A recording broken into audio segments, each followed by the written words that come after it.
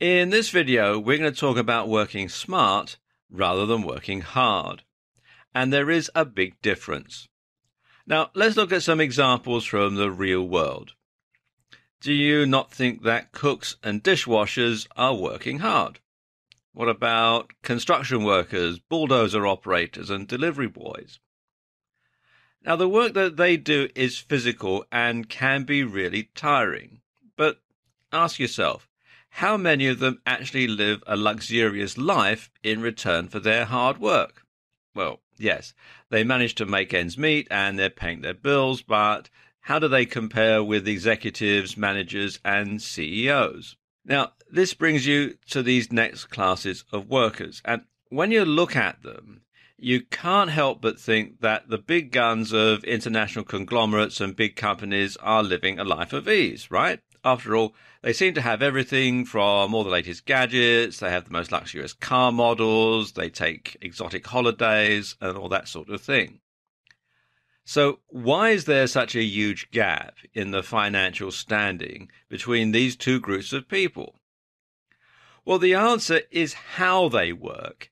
And this spells the difference between working hard and working smart.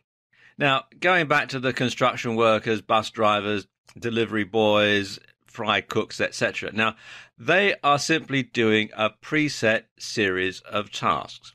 They're not really making decisions. They are simply working hard. After all, no matter what the weather is or whether the economy goes up or down, the procedure of mopping or cooking or digging or delivering will change very little. And they're physically tiring jobs that require little decision-making or smart thinking. On the other hand, CEOs, managers, and executives, well, they're always making complex decisions. They're always doing deals, they're always finding new ideas for profit, and so on. So, simply put, their work involves working smart, not working hard. And if you're an entrepreneur, especially an internet entrepreneur, this is the most ideal way of working. In fact, it should be the only way that you should do things. Working hard online will not yield you cash or income, but working smart will. For example, it doesn't matter how many long hours you stay on your computer working hard to put up your site, to add the contents, or to do any other task. Even if you tie yourself down doing this, you'll not earn cash. Instead, what you have to do is you have to do things in a smart way, and this is the only way that your business is going to boom. Now, to better illustrate how working hard will not yield cash unless you do it a smart way, you should learn more about the misconceptions in the relationship between work and pay. Pay is not the result of work. Now, I know that sounds an odd thing to say, but it's true. And if you're like most people and you come from a fairly ordinary background, you've probably had this stuff dinned into you from a very early age by parents, teachers, and other people who mean well. They tell you, go to school, work hard, get qualifications, go to college, get better qualifications, get a job, get a better job, work hard, get a raise, work hard, get a promotion, do plenty of overtime, yada, yada, yada. Now, following this kind of plan will yield income, and if you're lucky, the income may be good as well.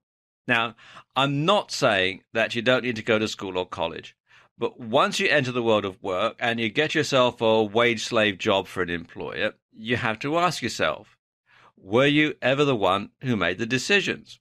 Well, if you have a job, you have to make some decisions. But the ones who make the real decisions, the decisions that really matter, they're the bosses, the managers, and the owners. All you're doing is working hard.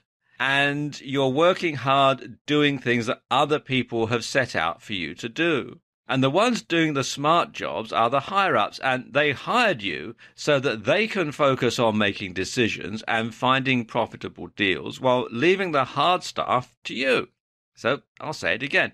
Pay is not the result of work. Now, as an entrepreneur, you are your own boss. So this time around, you're the one that will be making the important decisions and actions. You're the one who's going to look for the clients, you're going to deal with them, you're going to win their favor and grab profit opportunities. And in the same way that bosses, managers, and executives in the real world don't want to waste their time doing the menial jobs, this is also going to be true for you. If you focus on menial works, you're going to lose time on the most important things. So in this sense, working is a hindrance to being successful, and the work that I'm referring to refers to menial tasks. Now, I'm not saying that any business will be successful without those menial tasks being done. And if those tasks don't get done, then the business will surely crumble and fail. So yes, the menial tasks need to be done, but not by you. So to put it another way, you need to work on your business rather than in your business for it to be successful. And that has little to do with the amount of time and effort that you put in. So don't sweat the small stuff. Concentrate on the big picture, and your business will be successful.